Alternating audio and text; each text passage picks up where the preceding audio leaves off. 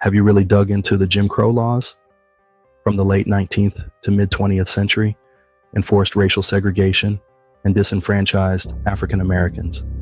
These laws impacted daily life, segregating public facilities, schools, and transportation. Here are 5 examples of the injustices African Americans faced. African Americans were often subjected to separate but equal treatment, which was anything but equal.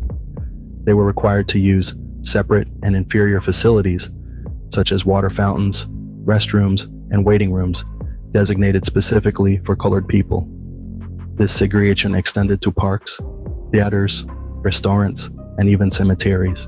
Various tactics, such as literacy tests, poll taxes, and grandfather clauses, were used to prevent African Americans from exercising their right to vote.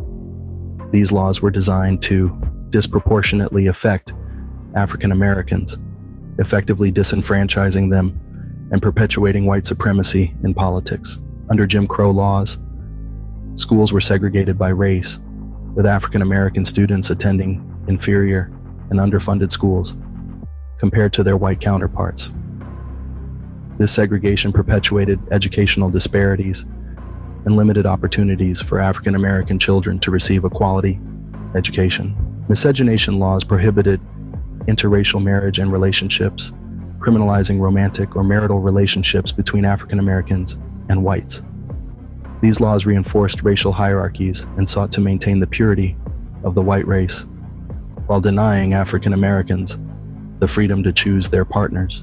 African Americans were required to sit in designated colored sections on public transportation, such as buses and trains.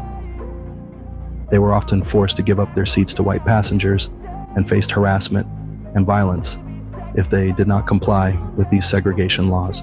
These are just a few examples of the many discriminatory laws and practices that African Americans were subjected to during the Jim Crow era, which persisted until the civil rights movement of the 1950s and 1960s challenged and ultimately dismantled segregation and institutionalized racism in the United States. What similarities do you see today?